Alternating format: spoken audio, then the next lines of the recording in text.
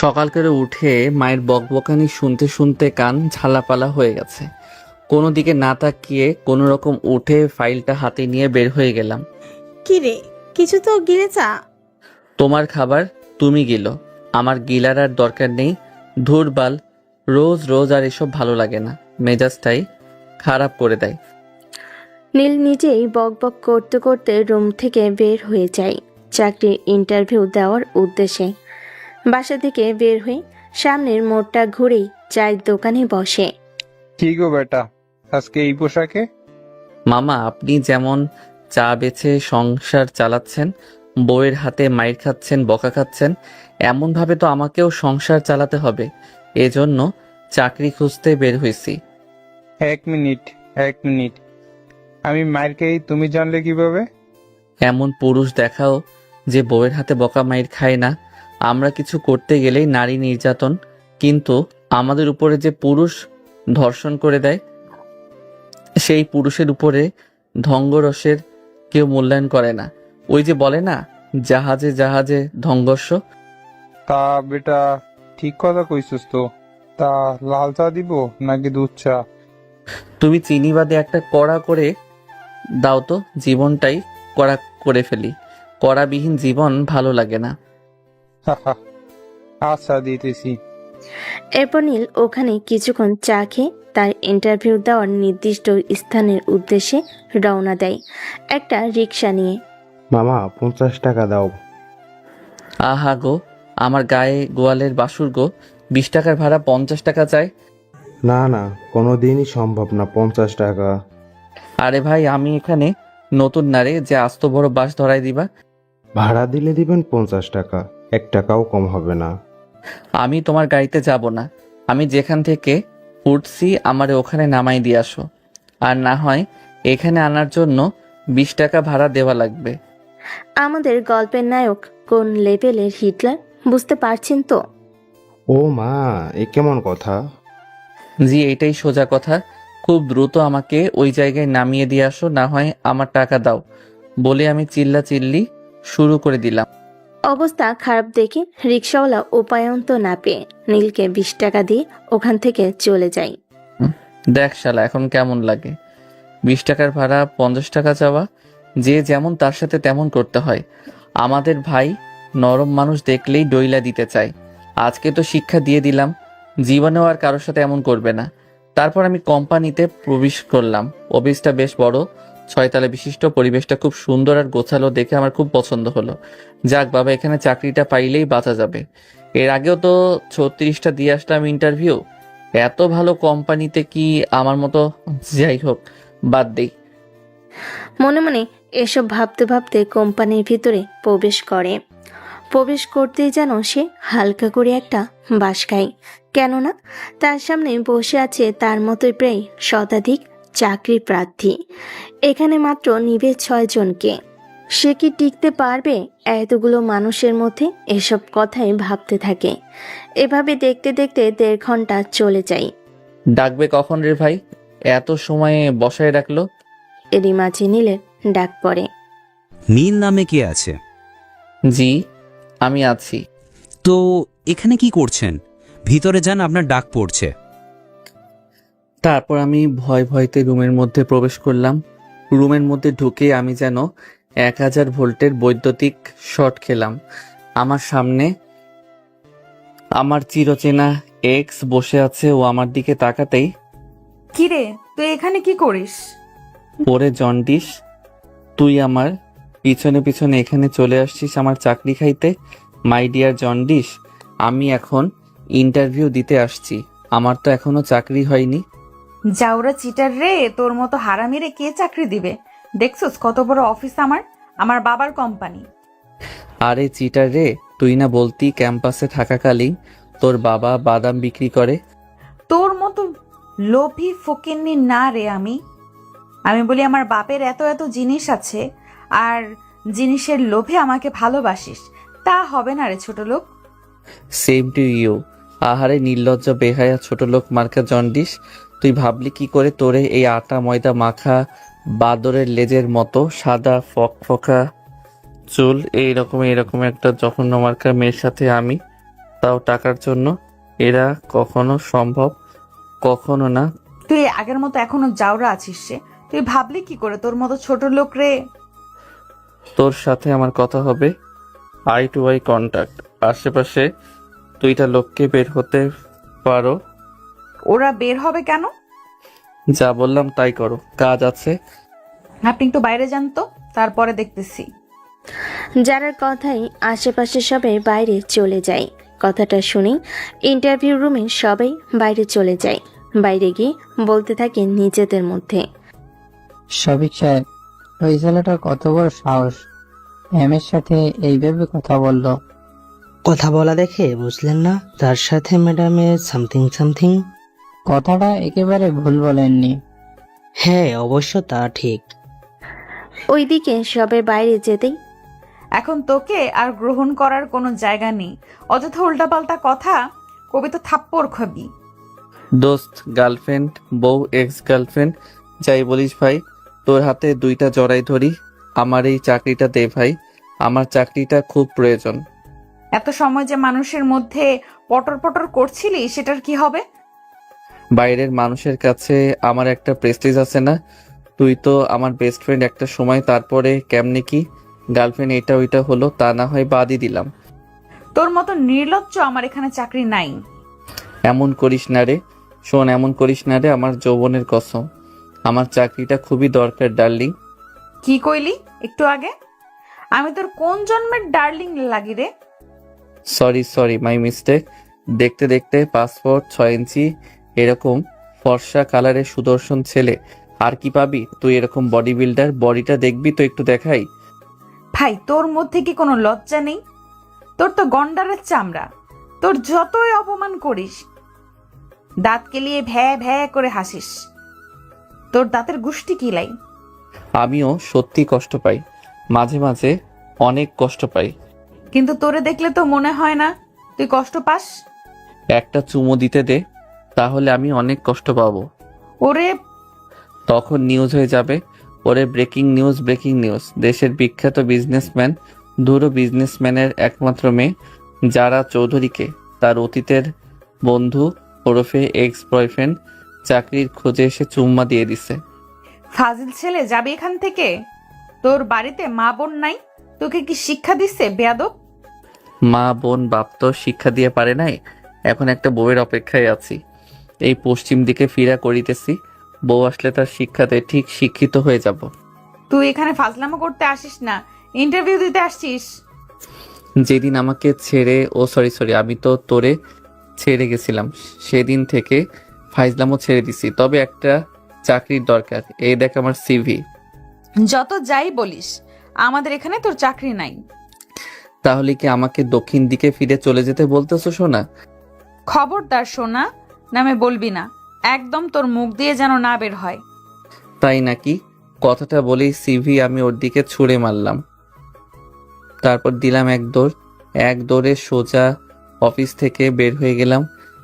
সিভির ওইগুলো ফটোকপি করা আমার, তাই ওইগুলো ওখানে রেখে আসলে আমার আহামরি সমস্যা হবে না। জানি চাকরিটা হবে না, এত জায়গায় ঘুরলাম, একটা চাকরি পাইলাম না। আর আমার চিরচেনা শত্রু আমাকে চাকরি দিবে। ওর সাথে কি অন্যায় করেছি আমি? ও এত নিষেধ করার পরও ওকে ছেড়ে চলে গেছি, তারপরে চাকরি ওর কাছে চাইলেও আমাকে দিবে ও? তা কখনো সম্ভব না। জানি না ওর সাথে আর কখনো দেখা হবে কিনা, তবে যেটুকু সময় দেখা হলো ইচ্ছে করে ফাইজলামও করতেছিলাম। তারপরে নীল ওখান থেকে সোজা তার বন্ধুদের আড্ডায় চলে যায়। এই দেখ দেখ, সবাই আবারও আজকে কোটটাই পরে আসতে। শালারা ফাজলামও করবি না?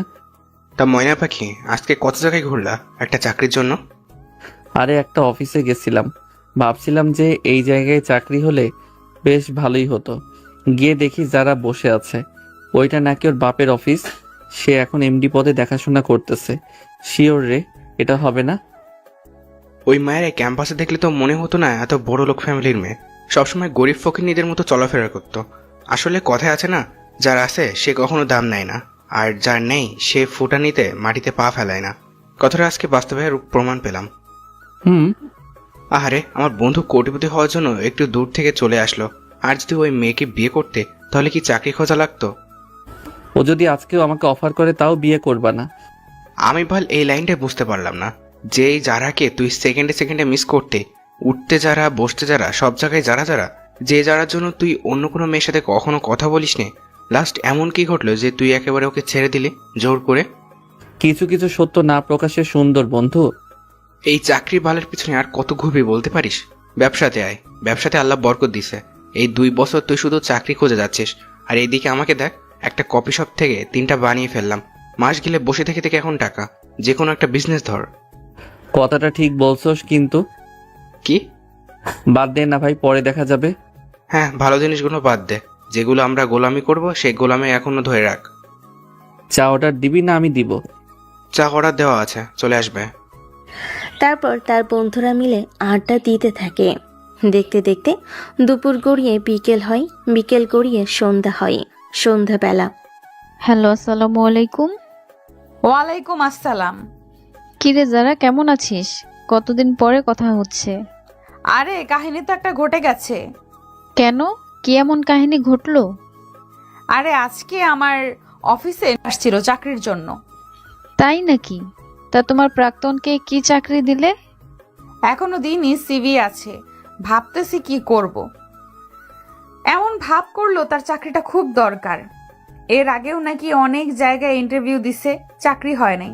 তবে ভাই আগের মতোই বাদর আছে ভাই, বাদরামি করে এখনো। সে তো ক্যাম্পাস লাইফ থেকেই এমন। তা করবিটা কি ভাবলি এখন? ভাবতেছি দিব না। চাইলেই দিতে পারি, হাজার হলেও আমাদের বন্ধু ছিল। তোর ওই জিনিসটা অন্যদিকে রাখ না। আমি যতটুকু দেখছি যারা, বুঝলি, ও তোর সাথে রিলেশনে থাকা অবস্থায় কখনোই কারোর সাথে ওইভাবে কথা বলেনি। তবে হুট করে ওর কি হলো, এতটা চেঞ্জ কিভাবে? আরে এই কথা তো আমার মাথাতেও ঢুকে না রে। এই ছেলে আমি বলতে পাগল ছিল, সে এতটা চেঞ্জ কিভাবে হলো? হয়তো ভিতরে কিছু আছে, আমরাই জানি না। তা ঠিক, কথায় আছিস। চট্টগ্রাম শ্বশুর বাড়িতে। হ্যাঁ, জামাই নিয়ে সুখে সংসার কর। আমাদের জামাই তো নেই, আর সংসার তো দূরের কথা। বিয়ে করে নে, তাহলেই তো জামাই পেয়ে যাবি। অন্য ছেলের উপরে তো ফিলিংস আসে না। যার উপরে আসে তাকেই না হয় আবার কর। ও আমার সাথে কি করছে মনে নেই তোর? ওরে কখনো মাফ করা যাবে না। কথাটা ঠিক। আচ্ছা এখন রাখি, ঢাকায় আসলে কল দিস। আচ্ছা ঠিক আছে। এদিকে দেখতে দেখতে পেয়ে 8টা ছুঁই ছুঁই। দরজার ওপাশ থেকে কে যেন কলিং বেল বারবার দিচ্ছে। বিরক্ত হয়ে সাজিদা খাতুন দরজাটা খুলে দেয়। ও নবাবজাদা আসেন, এসে আমাদের উদ্ধার করেন। একটু ভালো করে কথা বলা যায় না? আর কি ভালো করে কথা বলবো? বাবা মায়ে সন্তান জন্ম দেয়, পড়ালেখা শিখায়, লেখাপড়া শেষে যেন চাকরি বাকরি করে মা বাবাদেরকে একটু দেখাশোনা করে, তাদের মাথার উপরে সংসারের বোঝাটা যেন হালকা হয়। কিন্তু তুই কি করিস? পড়ালেখা শেষ করে চোচো করে ফিল্ডিং করিস। আরে চাকরি না হলে আমি কি করব? আমি তো চাকরির জন্য চেষ্টা করতেছি, তাই না? এই দেখো, আজকেও আমি ইন্টারভিউ দিতে গেছিলাম। আহারে, আমি কত অশিক্ষিত বোকারে, তুই ইন্টারভিউ দিতে গেছিলি, তোর ফাইল কই? আর ইন্টারভিউ শেষ করে মানুষ এত রাতে বাসায় আছে? যা বলবি আমি তাই বিশ্বাস করব? এত হইচই কিসের সাজিদা? এসব কেমন ব্যবহার তোমার? সন্তানের সাথে কিভাবে কথা বলতে হয় তোমার শিক্ষা আর নেই। ছেলেটা ইন্টারভিউ দিতে গিয়েছিল, ক্লান্ত, সারা শরীর দেখে বোঝা যাচ্ছে। একটা শরবত বানিয়ে দিবে তা না, বরং উল্টা পাল্টা এসব কথাবার্তা বলতেছ। এগুলো কি ঠিক তোমার? এমন ছেলেকে তুমি শরবত বানিয়ে খাওয়াও? কথাটা বলে আমি ওখান থেকে চলে যাই নিচের রুমে। মন খারাপ করিস না বাবা, আমাদের ছেলেদের জীবন এমনই, যুদ্ধক্ষেত্র। যা যা যুদ্ধক্ষেত্র তাকে একাই ফাইট করতে হয়। এমন জীবন একটা সময় আমিও পার করে এসেছি। দেখ, আমি হাল ছাড়িনি। শত কষ্টের মধ্যেও হাল ধরে আজকে কে আছি। তোর উপরে আমার বিশ্বাস আছে, তুই একদিন কিছু না কিছু করতে অবশ্যই পারবি। অনেক ভালো কিছু করবি, দেখে নিস। তবে সময় লাগবে একটু বেশি, অথবা এখন লাগতেছে। যারা ভালো কিছু করে একদিনে তো সম্ভব না, দিনে দিনে একটু একটু করে ঘুরতে ঘুরতে তা হয়। আশাহত হওয়া যাবে না কখনো।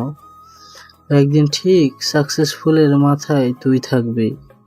বাবা, আমি জাস্ট ক্লান্ত হয়ে যাচ্ছি। আর কবে যে তোমাকে শান্তিতে বসায় খাওয়াতে পারবো? এই বয়সে তোমার এমন কষ্ট দেখতে আমার খুব কষ্ট হয়। চিন্তা করিস না, তোর বাবা তো আছে, তাই না? ভয় পাবি না। আমার ছেলে কখনো হেরে যাওয়ার ছেলে না। একদিন ঠিক তুই পারবি, সফলতা তোর হাতে ডগায় চলে আসবে। তারপর ওখান থেকে গিয়ে হালকা খাবার খেয়ে নীল তার রুমে গিয়ে বেলকনিতে বসে। তার মনের মধ্যে তার মায়ের কথাগুলো বারবার বাজতে থাকে। ভাবতে থাকে ঠিক হয়তো এমন একটা বয়স, এখনো পরিবারের উপরে চলতে হয়। আজকে তার সমবয়সী বন্ধুগুলো কত ভালো ভালো পর্যায়ে, মাস গেলে লাখ লাখ টাকা ইনকাম করে। দুর্ভাগ্যমুখী বলো কোনো বন্ধু বাস্তবতায় সাহায্য করতেছে না। হয়তো তাকে একাই লড়তে হবে, আর এই দুনিয়ার যুদ্ধ একাই যে যার মতো। জিতলে জেতাটা হবে তোমাদের, আর হেরে গেলে শুধু হারটা হবে তোমার, কখনোই তোমাদের না। সফলতার ভাগিদার সবাই হতে চাই, কিন্তু ব্যর্থতার ভাগিদার কেউ হতে চায় না। যাই হোক, এভাবে চলে যায় 3টা দিন। প্রতিনিয়ত নীলের সাথে যা ঘটে, এই 2টা দিনে সম্পূর্ণ একই অবস্থা। আশা করি আপনারাও বুঝে গেছেন। কি গো বাতিজা, চাকরি হলো? চাচা, এখন পর্যন্ত না, তবে ভাবতেছি তোমার পাশে একটা চায়ের দোকান দিব। তোমার ব্যবসার লাল বাতি ধরবে। না গো বেটা, এই কাজ করো না, আমার পরিবার না খেয়ে মরবে। তাহলে আমার চুল পাকাওয়ালা চাচা চাকরি পেলে তোমাকে জানাবো না? অবশ্যই জানাবো। তবে কাটা ঘায়ে নুনের ছিটা কেন দাও? দোকান আমি দিবই। তখনই আমার মোবাইলটা বেজে ওঠে। মোবাইলটা হাতে নিতেই দেখে আননোন নাম্বারে একটা নাম্বার। আমি আর দেরি না করে ফোনটা রিসিভ করলাম। মিস্টার নীল খন্দকার বলেছেন? জি জি, নীল খন্দকার বলছি। আমাদের আইকন ইন্ডাস্ট্রিয়াল অ্যান্ড লিমিটেড কোম্পানিতে সম্ভবত 2-3 দিন আগে আপনি একটা ইন্টারভিউ দিয়েছেন। ভাগ্যক্রমে আপনি ওই জায়গায় টিকে গিয়েছেন। আপনি চাইলে আগামী সপ্তাহ থেকে জয়েন করতে পারেন, কিন্তু কালকে এমার্জেন্সি আপনাকে চাকরি করতে হলে কোম্পানিতে আসতে হবে। হ্যাঁ হ্যাঁ, আমি চাকরিটা করব। আচ্ছা ঠিক আছে, আমি কালকে আসবো। তুমি ভাবো, আর যাই করো দোকান কিন্তু দিও না। তাহলে 11টা চা হইছে, ওই চায়ের বিল ছেড়ে দাও, তাহলে দোকান দিব না। আচ্ছা ঠিক আছে, তোমার যা পাওনা ছিল সব ছেড়ে দিলাম, তাও তুমি দোকান দিও না। আচ্ছা ঠিক আছে। তারপর কি রে, এত এমার্জেন্সি কল দিলি? কিছু কি হয়েছে? বড় কিছু হয়েছে। কি এমন হয়েছে যে এত এমার্জেন্সি? আরে ওই যে যারার অফিসে কল দিয়েছিলাম না, একটু আগে আমাকে কল করে জানালো ওখানে নাকি আমার চাকরি হয়েছে। আরে এ তো খুশির খবর, কংগ্রেচুলেশন দোস্ত। আরে জিনিসটা বুঝতে পারছিস তোরা? ওর ওখানে চাকরি করা মানে একটু বোঝার চেষ্টা কর। ওই কি এমনি এমনি আমাকে চাকরি দিয়ে দিবে? হতে পারে একটা বিষয় ভুল বোঝাবুঝি হচ্ছে। তার আগে তো আমরা ফ্রেন্ড ছিলাম, তাই না? বন্ধুত্বের খাতিরও দিতে পারে, এত ভয় পাওয়ার দরকার নেই ভাই। আচ্ছা আপাতত জয়েন তো করি, দেখি কি হয়। হ্যাঁ, আমিও এটাই বলছি, ভালো লাগলে করবি, না গেলে বাদ। এত ভয় পাওয়ার দরকার নেই, সব ভালোভাবে হবে। বাবা, তুমি চাকরি পেয়ে গেছো, তোমার তো আর দোকান দেওয়া লাগবে না, তাহলে চায়ের বিলটা দিয়ে দিও। হ্যাঁ আচ্ছা চাচা, দিয়ে দিব। আমি তো মজা করছিলাম তোমার সাথে। খারাপ হতে পারি, কিন্তু আমার যৌবনে কলঙ্কের দাগ নেই। শালা তুই একটা জিনিস রে মামা।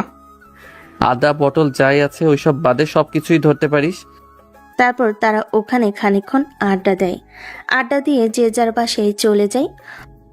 দুপুর 2টা কিংবা এর একটু আশেপাশে হবে। কি রে ভাইয়া, এত সকাল সকাল বাড়িতে ফিরলি যে? কেন আগে আসতে পারি না? যে ভাইয়া আমার সন্ধ্যার আগে বাড়িতেই ফেরে না, সে ভাইয়া আমার এত সকালে বাড়িতে? বোন, তোর ভাইয়ের চাকরি হয়ে গেছে। কি বলিস, সত্যি নাকি? পরশুদিন একটা ইন্টারভিউ দিলাম না, ওখানে চাকরি হয়ে গেছে। একটু আগেই কল দিছে। স্যালারি কত ভাইয়া? এই ব্যাপারে কোনো কথা হয় নাই, কালকে গিয়ে সবকিছু কথা হবে। দাঁড়া, আমি সবাইকে বলে আসি, এত খুশির খবর। মা, মা, ও মা। কি ব্যাপার, এত চিল্লাচিল্লি করতেছিস কেন? ভাইয়া তো চাকরি হয়ে গেছে। তাই নাকি? সত্যি?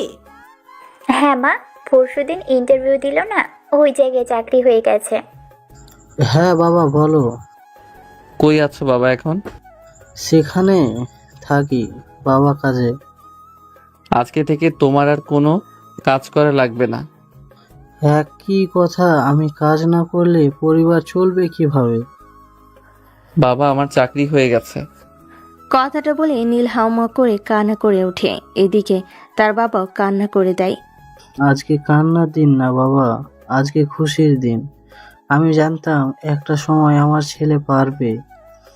আজকে আমার থেকে খুশি আর কেউ নেই এই পৃথিবীতে। সবাইকে মিষ্টি খাওয়াতে হবে, তো দাঁড়া আমি এক্ষুনি মিষ্টি আনছি। আচ্ছা আস্তে আস্তে আসো, তাড়াহুড়ো করে না, দেখে শুনে আসবে। গাড়ি ঘোড়া। আচ্ছা বাবা তুই চিন্তা করিস না।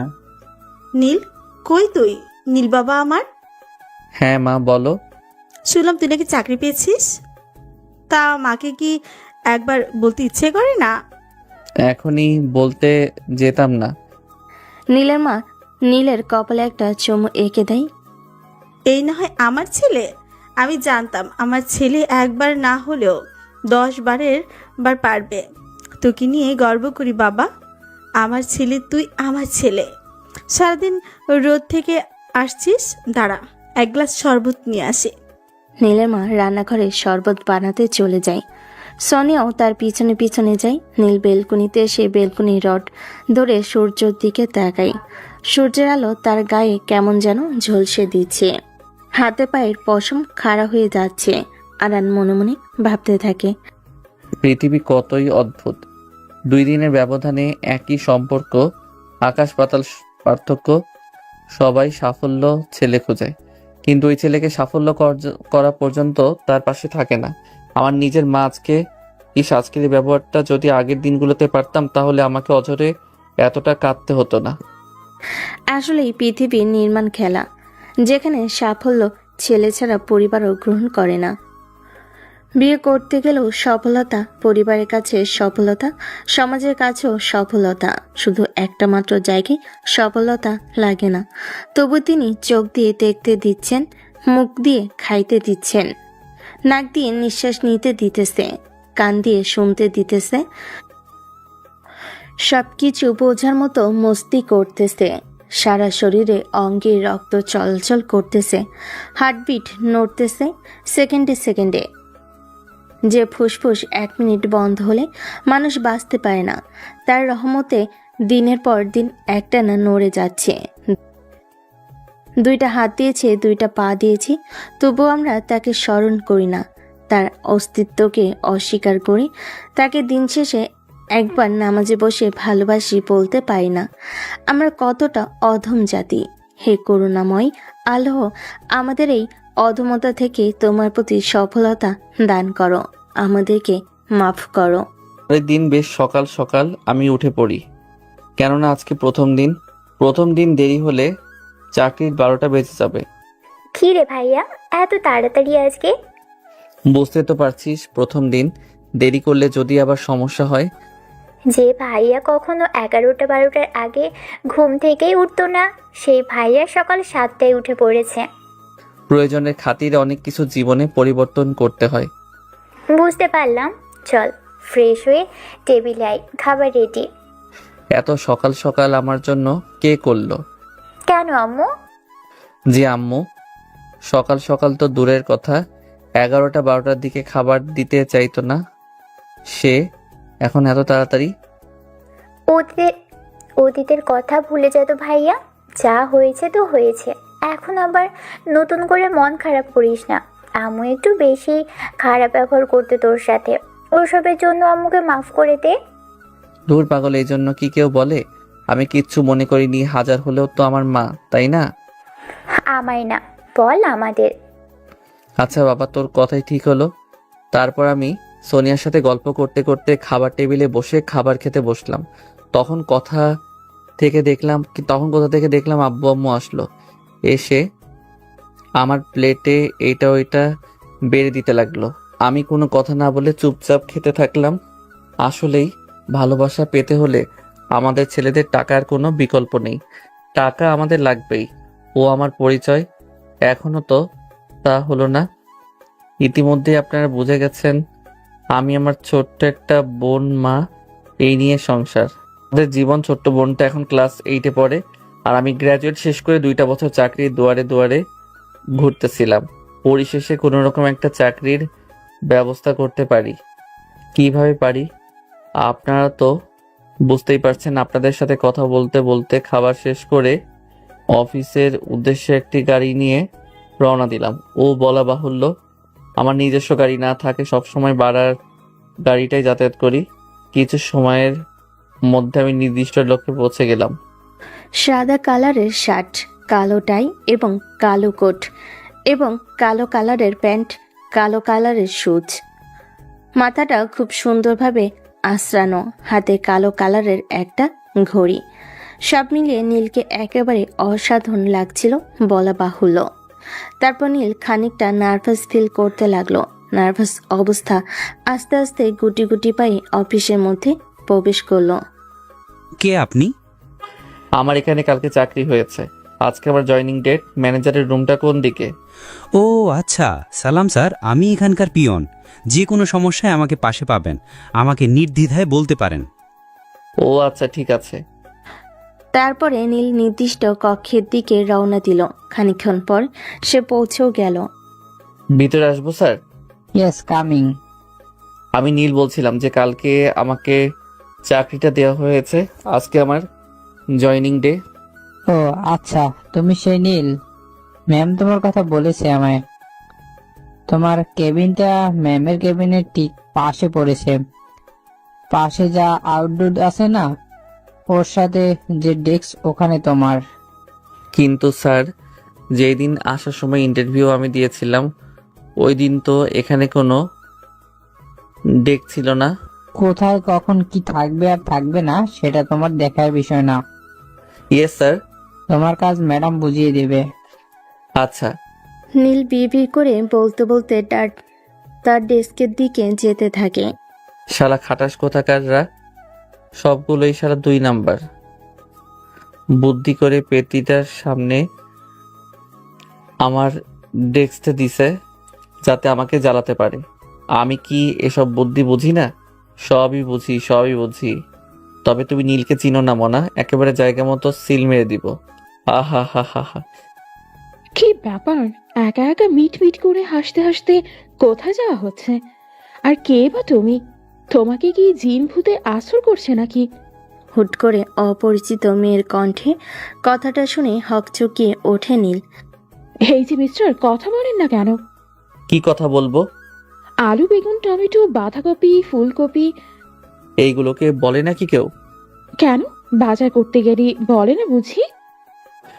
বলে, তারপর এখানে কি কি মানে? তুমি কি নতুন জয়েনিং করছো নাকি? জি হ্যাঁ, আজ থেকে জয়েনিং করলাম। তবে এখন পর্যন্ত জানতে পারলাম না আমার স্যালারি কত। এটা আবার কেমন জব? পাগল তুমি না আমি? তুমি চাকরি করার আগে ভালো করে খোঁজ খবর নিবে না যে তোমার স্যালারি কত? কথাটা তুমি দারুণ বলছো। আমার তো খোঁজ খবর নেওয়ার দরকার ছিল। দাঁড়াও আমি দেখতেছি। কথাটা বলে তার সাথে কথা না বলে আমি তাড়াহুড়ো করে নিজের ডেস্কের দিকে চলে গেলাম। ছেলেটা চলে যাওয়ার পরে আমি পেছন ফিরে তাকাতেই ডান দিকে হক চেঁচিয়ে উঠলাম। তখনই পরপুরুষের সাথে কথা বলতে খুব দারুণ লাগে। আমার কোম্পানিটি কি প্রেমের লীলা খেলা করার জায়গা? ম্যাডাম, তেমন কিছু না, আপনি ভুল বুঝতেছেন। বুঝাবুঝি পরের হিসাব। তোরে যদি আর একবার ওর ধারের কাছে দেখেছি, তোরে আমি আস্ত রাখবো না, মনে রাখিস। আউট। সোজা নিজের ডেস্কে গিয়ে কাজ কর। Yes madam. কি এই তোতলাচ্ছিস? এখান থেকে যাবি সোজা ডেস্কে। তারপরে পরশু দিনের ফাইলগুলো সব কমপ্লিট করবি। 2 ঘন্টার মধ্যে কেবিনে ফাইল চাই আমার। আচ্ছা ম্যাডাম, ঠিক আছে। গো। এরপর আর কোনো কথা না বলে কাঠি তার কাজে চলে যায়, আর যারা গিয়ে তার ডেস্কে বসে। এভাবে চলে যায় কিছুক্ষণ। আপনি নীল না?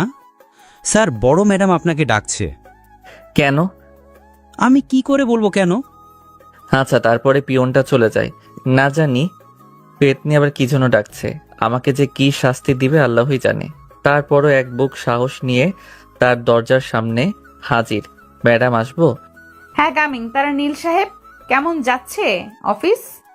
এত সময় তো ভালোই ছিলাম, তবে এখন বুকের মধ্যে ধপধপ করতেছে। ধরফর করার কারণ কি জানা যাবে? আমার সামনে একটা পেতনি বসে আছে, আমার ভয় লাগতেছে। না জানি কখন আমার ঘাড় মটকে দিবে। আপনি কি আমাকে মিন করে কিছু বললেন? না, এ কখনোই হতে পারে না। আপনাকে আমি মিন করে বলতেই পারি না। এই যে এখানে 19টা ফাইল আছে, আজকে কমপ্লিট করে যাবেন। ও ভালো কথা, চাকরির জন্য আপনি যে বন্ডটাতে সাইন করেছেন মনে আছে? জি হ্যাঁ। আপনি কি বিষয়টা ভালো করে পড়েছেন? মোটামুটি সবই পড়ছি, তবে আমার স্যালারিটা কত সেটাই তো এখনো পর্যন্ত জানলাম না। বাবা টাকার প্রতি অনেক লোভ আপনার। আজব তো, টাকার জন্যই তো সবাই জব করে। তাই নাকি? জি। আপনি যে সাইন করেছেন তার নিজের পাতাগুলো পড়েছেন ভালো করে? ওখানে কিন্তু লেখা আছে আপনি চাইলেও 3 বছরের আগে এখান থেকে কোথাও যেতে পারবেন না। গেলে আইনগত আমি ব্যবস্থা নিতে পারবো এবং কোম্পানিকে 10 লক্ষ টাকা আপনি দিতে বাধ্য থাকবেন। উল্টাপাল্টা নিয়ম কই থেকে পেলে? তুই পড়ে কথা বলছেন? আমি কি আপনার বউ লাগি? না মানে সম্পর্কের খাতিরে এক্স বউ ধরা যায় কি? How dare you! আপনার সাহস হয় কি করে এসব উল্টাপাল্টা কথা যারা চৌধুরীর সামনে বলছেন? নিজ থেকে মনে হয়। স্যালারি 25,000 টাকা বেসিক, কাজ করলে আস্তে আস্তে বাড়বে। একটু কম হয়ে যায় না? আমার কিন্তু একটা কোটা আছে, সেই খাতির একটু বেশি উপায়। এর মানে বুঝলাম না, আপনার কিসের কোটা? এই যে একটা সময়ে তুমি আমার তো আপনি আমার এক্স গার্লফ্রেন্ড ছিলেন, এখন অফিসের বস হয়ে গেলেন। একটা প্রশ্ন আমার মাথায় সারাক্ষণই ঘুরপাক খায়। আপনি এত বড় একজন বিজনেসম্যানের মেয়ে, ক্যাম্পাসে দেখলে মনে হতো আপনি ফকিন্নির নাম্বার 1। ওইভাবে চলাফেরা এর মানে কি ছিল? কেন বড়লোক সেরির লাগে প্রেম করতে খুব ভালো লাগে? টাকা পয়সার অনেক লোভ বুঝি? মোটেও এমনটা না, আপনার এই তিলটা সেই লাগে। যতই তুমি লাইন মারার চেষ্টা করো, গাড়ি কিন্তু জ্যাম। আজকের মতো এই সব অ্যালাউ করলাম, আর একবার যদি উল্টাপাল্টা এসব কথাবার্তা শুনি তাহলে খুব খারাপ হয়ে যাবে। আচ্ছা। না পারবেন অন্য জায়গায় চাকরি করতে, না পারবেন চাকরি করে স্যালারি, না পাবেন চাকরি করে স্যালারি, এবং আপনার বিরুদ্ধে আইনগত ব্যবস্থা নিব। তুই এত জন্ডিস মার্কা জল্লাদ কেন বলতে পারিস? শালা কোল্ড কফি। এই ছোট লোকের বাচ্চা, কি বুঝলি তুই? কথাটা বলে ঠাস ঠাস করে একটা চড় মেরে দিলাম। নীল যেন আটকে উঠল। তার কল্পনার বাইরে ছিল এমন ঘটনা ঘটবে যে যারা নিজের গায়ে হাত দিবে। সে চুপচাপ আর কোনো কথা না বলে ফাইলগুলো নিয়ে মাথা নিচু করে বের হয়ে নিজের ডেস্কে চলে গেল। দেখ এখন কেমন লাগে। ফাইলগুলো টেবিলের উপরে থপাস করে রাখলো, কিন্তু এখন পড়েছে মহাবিপদে। এমনিতেই তার প্রথম চাকরি, তারপর এতগুলো ফাইল। শালা কি যন্ত্রণা রে! এমনিতেই চাকরি বাজারে যে অবস্থা, চাকরি পাইতে হিমশিম, তার উপরে কাজ পাইলামের মতো কটকটির কাছে। পাক্কা কিরণমালা সিনেমা দেখতো।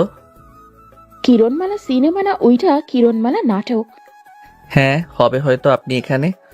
এই তো পাশ দিয়ে যাচ্ছিলাম, ভাবলাম আপনার সাথে দেখা করে যাই। ও আচ্ছা, আসতেন যখন ভালো করছেন। আমাকে একটু হেল্প করতে পারবেন? হ্যাঁ বলুন না, আমার সাধ্যের মধ্যে থাকলে আমি চেষ্টা করব। আসলে আমি প্রথমে ব্যর্থ। এই ফাইলগুলো কিভাবে ঠিক করে একটু যদি দেখিয়ে দিতেন। এটা কোনো ব্যাপার না, তবে একটু সময় বেশি লাগবে।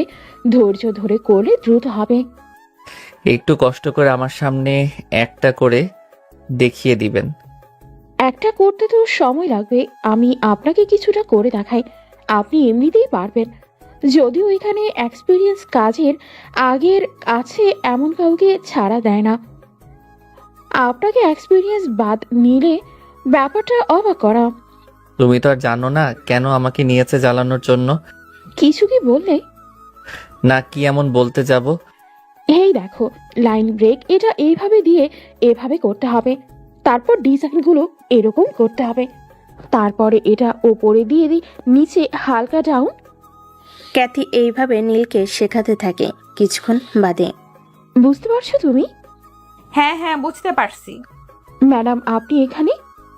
আমার বুঝতে সমস্যা ছিল, তাই বুঝতে পারছি। এটা কি প্রেম করার জায়গা? এক থাপ্পড়ে দাঁত ভেঙে ফেলবো, বেয়াদব মেয়ে কোথাকার। এটা হলো সেকেন্ড ওয়ার্নিং। ফার্দার তৃতীয়বার যদি এমন কিছু দেখেছি, কোম্পানি থেকে আউট করে দেব। ম্যাম, আপনি হয়তো ভুল বুঝছেন। আসলে এনার আগের এক্সপিরিয়েন্স নেই, কিভাবে কাজ করতে হবে বুঝতে পারছিল না। আমাকে অনুরোধ করলে একটু দেখানোর জন্য আমি শুধু সাহায্য করছিলাম। ওর কোনো দোষ নেই, আসলে আমি বুঝতে পারছিলাম না এগুলো, তাই ওনার থেকে হেল্প নিলাম। এখানে নেওয়া নেই, এর কোনো সুযোগ নেই। আরে তুমি ভুল বুঝতেছো। হয়েছে এই মেয়ে, তুমি এখন যাও। কি ব্যাপার মিস্টার দেওয়ানা, এখানে এসে লুচ্চামি শুরু করছো? কথার উত্তরে কোনো প্রত্যুত্তর নেই। রাগে গজগজ করতে করতে নীলের হাত টেবিলের উপর ছিল, তার উপরে কলমের উল্টো পেট দিয়ে জোরে একটা আঘাত করে সেখান থেকে চলে যায়। নীলের হাতটা কেমন যেন থেতলে যায়, হাতটা ব্যথা করতে শুরু করে। সে চুপচাপ হাত ধরে বসে আছে। ও মা গো। আমি ওখান থেকে নিজের রুমে এসে বসে প্রশান্তিময় হাসতে থাকি। এ কি মেয়ের পাল্লায় পড়লাম রে বাবা, এমন একটা জায়গায় ফেসে গেলাম, না ডানে যাইতে পারতেছি, না বামে যাইতে পারতেছি, না সামনে পিছনে। এরই মাঝে যার ফোনটা বেজে ওঠে। হ্যাঁ মা, বলো। বাসায় আসবি কখন? এই তো একটু পরে অফিস থেকে বেরোবো। আব্বুর কি অবস্থা? সে তো ওখানে বসেই আছি, শরীরের অবস্থা আগে থেকে মোটামুটি ভালো। বাবাকে দাও তো। এই নাও, তোমার মেয়ের কথা বলবে। হ্যাঁ মা, বল। অফিসের সব ঠিকঠাক আছে?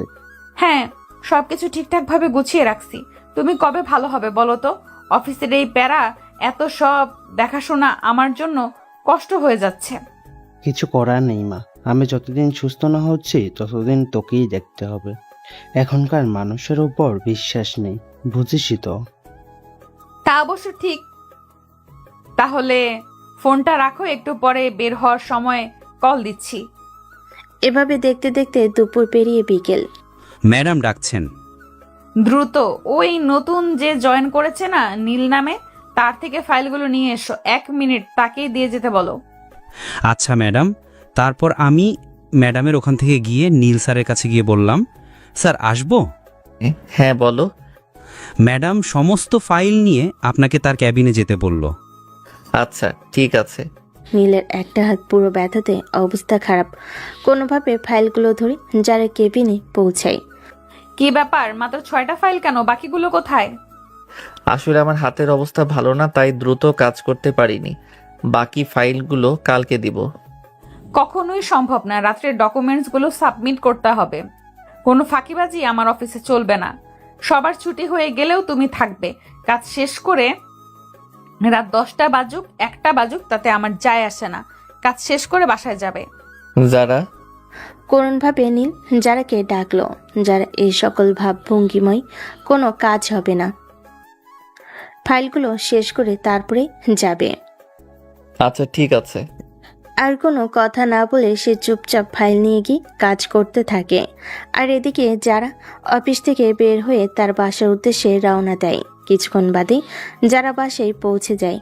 অন্যদিকে ফাইলগুলো দেখতে থাকে নীল। তার ফাইলগুলো শেষ করতে করতে রাত 10টা বাজে। এরপর সব ডকুমেন্ট জমা দিয়ে অফিস থেকে বের হয়ে যায়। তার পিঠটা যেন লেগে গেছে, কিছুতে হাঁটতে পারছে না। সে কখনো একটা না এতক্ষণ বসে থাকেনি। কিছুটা হেঁটে বন্ধুদের আড্ডাখানে চলে যায়। অন্যদিকে কিরে, কি অবস্থা তোর? আরে অবস্থা ভালো না। একদিকে আব্বুর অসুস্থতা, তার উপরে অত বড় অফিস সম্পূর্ণ আমাকে দেখাশোনা করা লাগছে। আঙ্কেল ঠিক সুস্থ হয়ে যাবে। এখন তুই ছাড়া তো আর কোনো ছেলেও নেই যে তার উপরে দায়িত্ব দিবে। সেটা ব্যাপার না, ব্যাপার হচ্ছে ওই নীল আমার অফিসে চাকরি করে। কবে জয়েন হলো? আরে আজকে ফার্স্ট। ওকে চাকরি দিলি? আমার মতে ওকে জবটা না দেওয়াই উচিত ছিল। মনে আছে ক্যাম্পাস লাইফে এমন কি নাই যে করে নাই? হাত পা জড়িয়ে ধুলি সবার সামনে, তারপরও বিন্দুমাত্র মায়া দয়া কাজ করেনি তার। ওর চাকরিটা দিয়েছি শুধু প্রতিশোধ নেওয়ার জন্য। এখন কিভাবে কি করব তাই বল। প্রচুর পরিমাণ কাজ দিয়ে এত পরিমাণ কাজের চাপ দিই, ফলাই সব করে ফেলে। একটু আগে ওয়ার্ড বয় ফোন করে আমাকে বলল যতগুলো ফাইল দিছি ওর শেষ করতে করতে সারা রাত লাগার কথা, 10টার মধ্যে কমপ্লিট করে দিচ্ছে। আরে এইভাবে সাইজ করা যাবে নাকি? ওকে ওকে সাইজ করতে হলে অন্যভাবে মারবি। শোন, এমন এমন করবি। তোর মাথায় এত বুদ্ধি কিভাবে আসে? দেখতে হবে না বন্ধু টাকার? হাজার হলেও ও একটা সময় না একটা সময় তোকে ভালোবাসতো। ওর সামনে যখন এগুলো ঘটবে অবশ্যই কষ্ট পাবে। দারুণ আইডিয়া দিছিস। কি রে ভাইয়া, তোর শরীর চোখ মুখের এই অবস্থা কেন?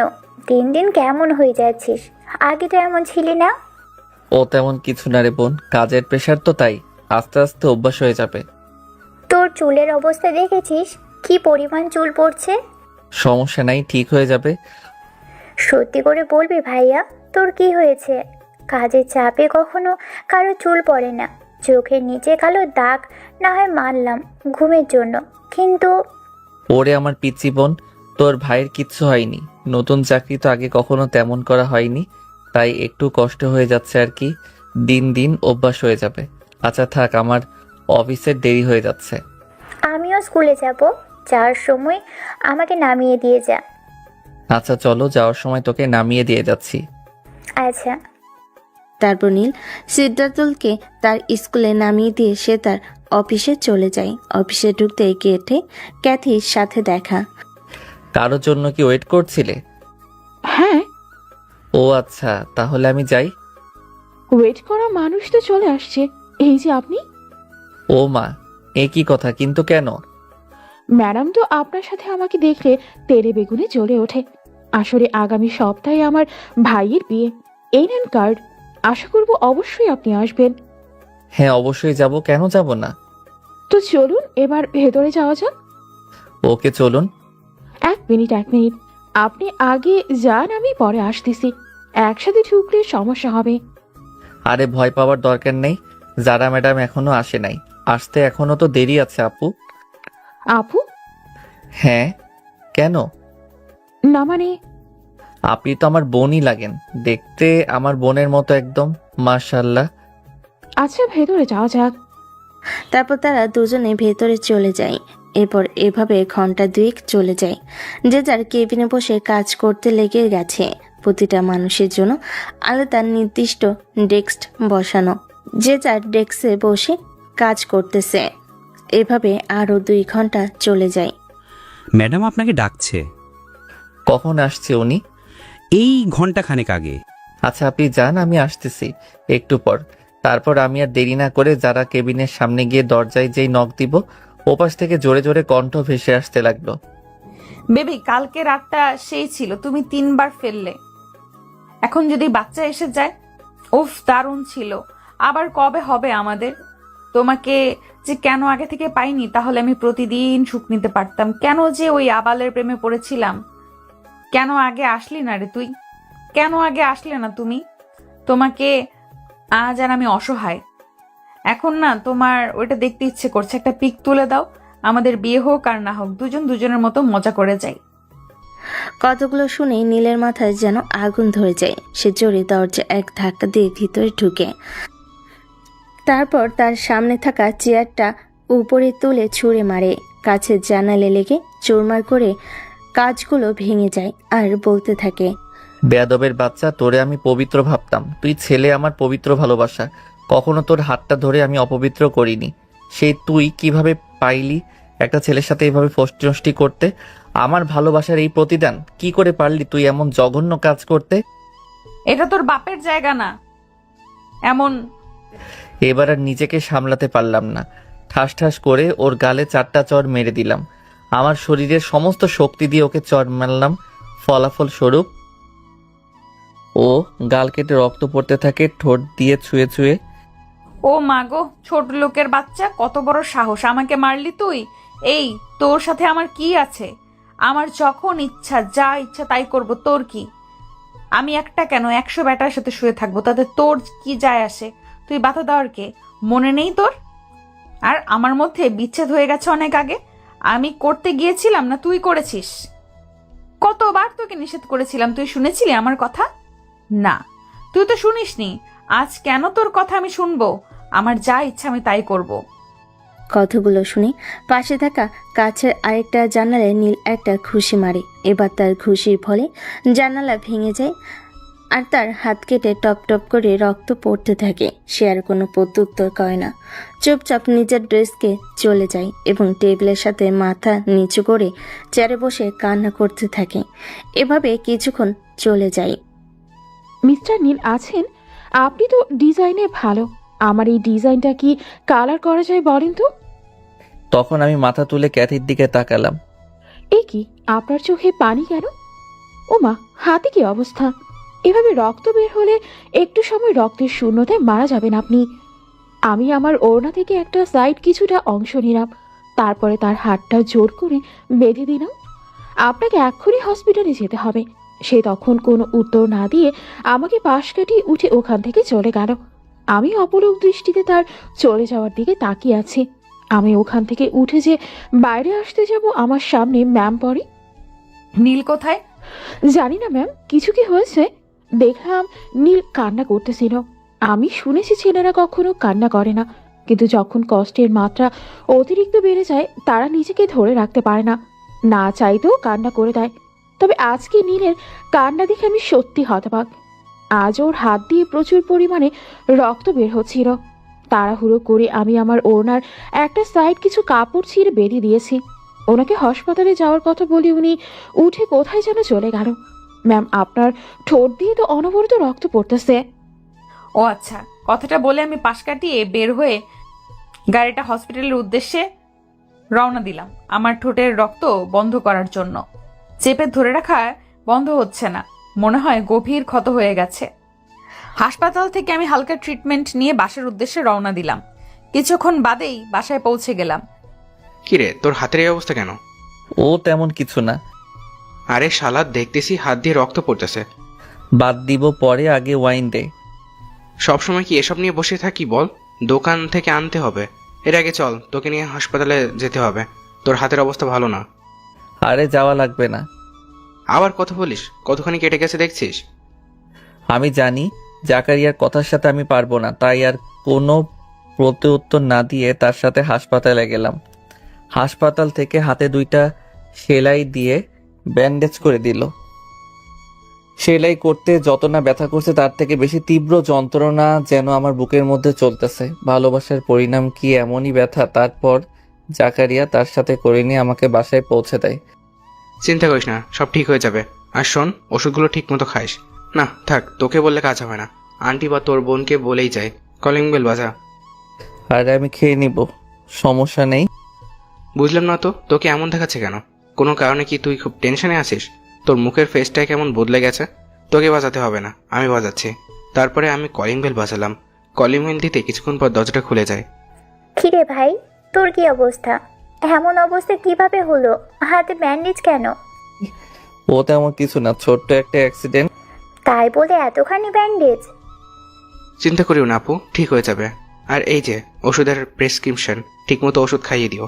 ওরে বললে তো খাবে না, তাই তোমাকে বলে গেলাম। কি ব্যাপার, কি হয়েছে এখানে? তেমন কিছু না আন্টি, জাকারিয়া ছোট একটা অ্যাক্সিডেন্ট। এই হাতের কি অবস্থা হয়েছে? কোথায় ছিলি বাবা? কিভাবে হলো? ইস, আমার লক্ষ্মী ছেলে রে, তোর জন্য আমার ভিতরটা পড়ে যাচ্ছে। এমন নাটক আর করার জায়গা পাও না। তোমার এই টাকার বিনিময়ে ভালোবাসা আমার খুব দরকার নাই। যতদিন একটা চাকরি ছিল না, 2 চোখের বিষ ছিলাম আমি। আর এখন যেই চাকরি হয়েছে আমার জন্য তোমার ভিতর পুড়ে যাচ্ছে। আমি লক্ষ্মী ছেলে, আরো কত কি লজ্জা করে না তোমার? তোমারে দেখলে আমার মেজাজটা খারাপ হয়ে যায়। বেয়াদব কোথাকার। আন্টির সাথে কিরকম ব্যবহার করছিস? এই থামবি তুই? কি থামবো বল, কি বাল থামবো বল? এই থামতে থামতে জীবনটা আমার থেমে গেল। কথাটা বলে রাগ করে আমি উপরে চলে আসলাম। আন্টি, আপনি কিছু মনে করবেন না। আসলে ওর মন মেজাজ ভালো নেই, তার উপর একটা অ্যাক্সিডেন্ট। সব মিলে ও ডিপ্রেশন থেকে কি বলছে তার ঠিক নাই। না বাবা, আমি কিছু মনে করিনি। তারপর আমি ওখান থেকে চলে আসলাম। তারপরে বাসার দিকে রওনা দিলাম। জাকারিয়া চলে যায় তার বাসায়। এদিকে সিদ্রাতুল তার মাকে সান্ত্বনা দেওয়ার ট্রাই করতেছে। তার ছেলের এমন কথাগুলো যেন কিছুতেই হজম করতে পারছে না। তখনই কি হয়েছে রে, তোর মার এত মন খারাপ কেন? সিদ্রাতুল সবকিছু তার আব্বুকে খুলে বলে। ঠিকই তো আছে, কেন ছেলেপিলের আরেকটু সময় দেওয়া যায় না? সারা জীবন শুধু খোটার উপরে রাখবা? কাজ শেষ বয়সে তোমাকে মধুর মধুর কথা বলবে, তুমি আশা করো কিভাবে? লজ্জা করে না? ভাগ্য ভালো আমাদের ছেলেটা ভালো, আর একটু সময় দিতে তুমি। তুমি কি ভুলে গেছো প্রতিনিয়ত ওর সাথে কি ব্যবহার করছো? যে ব্যবহার করে সে ভুলে গেলেও যার সাথে ব্যবহারটা হয় সে কখনো ভোলে না। তাই কথাবার্তা বললে হিসাব করে বলা উচিত। তুমি এখন আমাকে কথা শোনাচ্ছ? এই বাসায় আমার শান্তি কোথায়? আমি না থাকলেই হয়তো ভালো হতো। তারপর নীলের মাতা নিজের রুমে চলে যায় কান্না করতে করতে। অন্যদিকে বাবা বাবা কোথায় তুমি? ওপরে মা, কি হয়েছে? আমাদের কোম্পানির একটা এমপ্লয়ের আজ। সেটা পরে বলি, আগে বল তোর ঠোঁট কেন কাটলো আর মুখে কেমন ফোলা ফোলা লাগছে? কি হয়েছে মা তোর? বাড়ির বাইরে থেকে চিৎকার করতে করতে ভেতরে আসলি, কি হয়েছে বলবি তো? আমার মেয়ের কি হলো গো, হায় আল্লাহ গো। নাকি কান্না থামাবা তুমি? কি হয়েছে বলবি তো?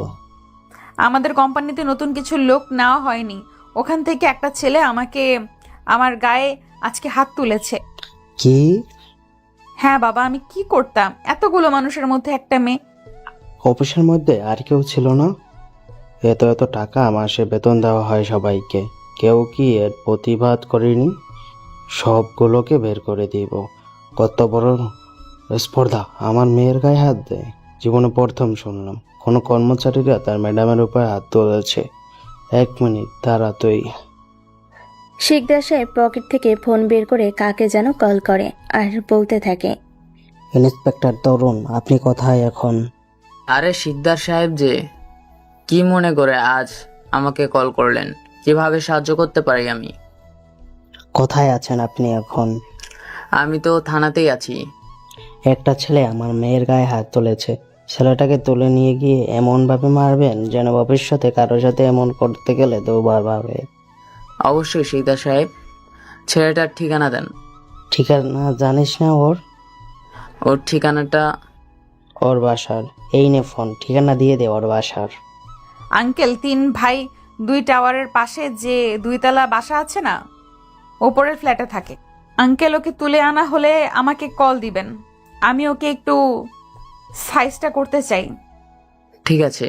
এভাবে চলে যায় ঘন্টা 3। 3 ঘন্টা পর ভাইয়া নিচে আয়, খাবার খেয়ে ওষুধ খাবি। আমার ডান হাত কাটা, কিভাবে খাবো? পাগল বোন আমার, চল। ভাইয়া শোন, আম্মুই না তখনকার ব্যবহারের জন্য অনেক কষ্ট পাইছে। তুই আম্মুকে একটু সরি বলে দিস। তখনই ব্যবহার করে আমারও মনের মধ্যে কেমন যেন করতেছিল। দেখি নিচেই তো চাল। তারপরে নীল আর তার বোন নিচে যেতেই দেখে তার মা বাবা প্লেটে খাবার বাড়তেছে। তখন নীল তার মায়ের কাছে গিয়ে 2টা হাত নিজের হাত দিয়ে জড়িয়ে ধরে বলতে থাকে, আম্মু, তখন আমার মন মেজাজ ভালো ছিল না, রাগের মাথায় কি থেকে কি বলে ফেলছি আমি নিজেই জানি না। আমাকে মাফ করে দাও আম্মু, এমন ব্যবহার আমিও চেষ্টা করব নেক্সট টাইমে না হয়। নীলের মা এবার কান্না করে ফেলে, না রে বাবা, আমারও দোষ আছে। পাশের বাসার ওই ভাবিদের কথা শুনে শুনে তোর উপর রাগ হতো, তাই রাগের মাথায় এটা ওটা বলতাম। আমাকে তুমি মাফ করে দিস রে বাবা, আমার এমনটা করা উচিত হয়নি। এ কি মা, তোমার চোখে পানি? আমি কিছু মনে করিনি। আগে যা হয়েছে ভুলে যাও। আর ওই ভাবি নাকি আমাদের ভালো চাই? বলো, আমরা একটু ভালো থাকলে তাদের হিংসা হয়, তারা জ্বলে পুড়ে যায়। যতটা পারবা তাদেরকে এড়িয়ে চলবা। এই প্রতিবেশী নামক ভাইরাসটা আমাদের সমাজে সর্বোচ্চ ছড়িয়ে গেছে। কথাটা তুই ঠিকই বলেছিস রে বাবা, খেতে পায়, খাবার পেরে দি। তারা যখনই একসাথে বসে খাবার খেতে যাবে তখনই কলিং বেল বেজে ওঠে। কলিং বেলের শব্দ শুনে এই সময় আবার কে আসলো? দাঁড়াও বাবা, আমি দেখছি। কথাটা বলে আমি গিয়ে দরজাটা খুলে দিলাম, কিন্তু আমি তো আমার চোখের সামনে যা দেখলাম তা দেখে যেন অবাক হয়ে গেলাম। কেননা আমার সামনে পুলিশ দাঁড়িয়ে আছে, 7 থেকে 10 জন। কোনো কথা না বলে জোর করে রুমের মধ্যে ঢুকে পড়ল। হুট করে রুমের মধ্যে এতগুলো পুলিশ ঢুকতে দেখে আমি যেন অবাক হয়ে গেলাম। আমি খাবার প্লেট রেখে উঠে দাঁড়ালাম। এখানে নীলকে? অফিসার আমি। আমাদের সাথে আপনাকে যেতে হবে। আমার অপরাধ? থানায় গেলে জানতে পারবে। সেন্ট্রি, হ্যান্ডকাপ লাগাও। আমি আপনাদের সাথে যাচ্ছি, কিন্তু খাবারের হাতটা হওয়ার সুযোগ তো দিবেন। কথাটা বলেই পুলিশ খাবারের জগ নিয়ে গিয়ে হ্যান্ডকাপটা পরানো দুইটা হাতের উপর ঢেলে দেয় পানি, আর জগ ভর্তি পানি সমস্ত ফ্লোরে গড়িয়ে পড়ে। এটা কেমন ধরনের ব্যবহার পুলিশ অফিসার? আমার ছেলে কোনো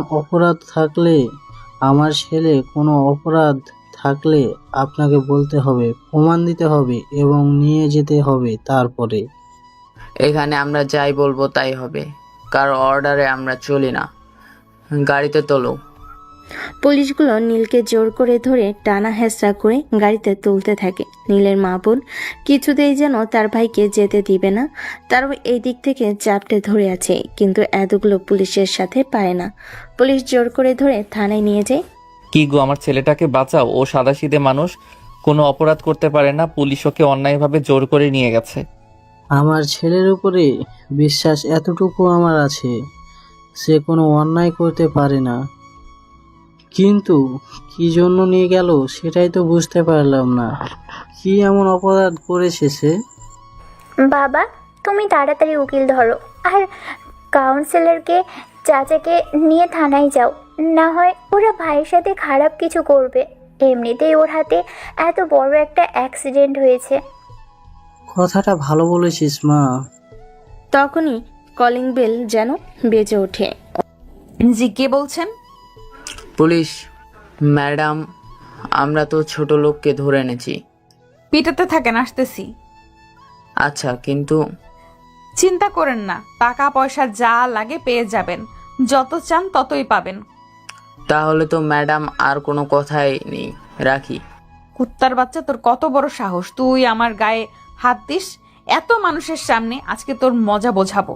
অন্যদিকে, কি ব্যাপার অফিসার, অন্যায়ভাবে আমাকে আটকে কেন রাখছেন? সোনা পাখি, পানিটা খেয়ে নেই, তারপর আসতেছি।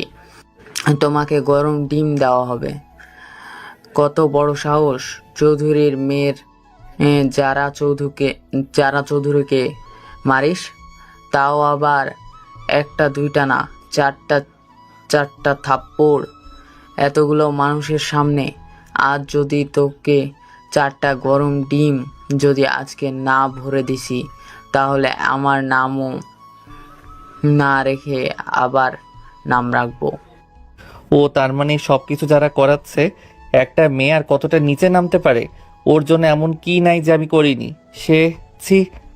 তারপর পুলিশ গিয়ে ফোনে কথা বলার সুযোগ না দিয়ে নীলের হাত পা চেয়ারের সাথে বেঁধে পেটাতে থাকে। মারতে মারতে একজন ক্লান্ত হলে আরেকজন মারতে থাকে।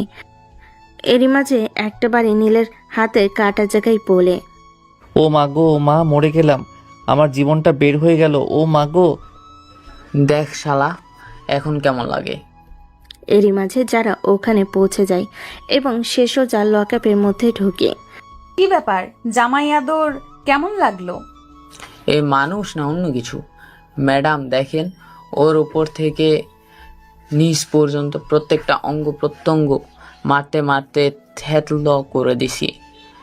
ওর হাত দিয়ে দেখেন কি পরিমাণ রক্ত পড়ছে। আপনারা বাইরে যান, ওকে আমি সাইজ তো করব। এই তোমরা সবাই আমার সাথে বাইরে চলো। কিন্তু ম্যাডাম?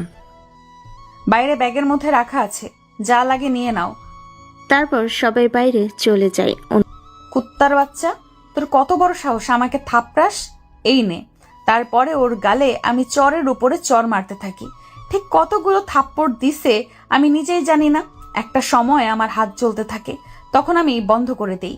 খেয়াল করে দেখি ওর মুখের একটা অংশ কালো রং ধারণ করেছে, রক্ত জমে। তখনও তার মুখে অনবরত হাসি লেগেই আছে। প্রিয় মানুষের থাপ্পড় অনেক ভালো লাগে। তখন আমি রাগ সামলাতে না পেরে পাশে থেকে একটা লাঠি নিয়ে সোজা ওর মাথায় আঘাত করি, কিন্তু আঘাত করতে এমন হবে কখনো বুঝতে পারিনি। আল্লাহ গো! কথাটা বলেই নীল চোখ বন্ধ করে ফেলে, আর ওর মুখ দিয়ে অনবরত কলকল করে রক্ত বেরোতে থাকে। অবস্থা ভয় পাও দেখে তাড়াতাড়ি আমি পুলিশকে ডাকি। ম্যাডাম কি করছেন? মাথায় মেরেছেন কেন? জানেন না মাথায় মারলে ক্ষতি হওয়ার সম্ভাবনা থাকে বড়?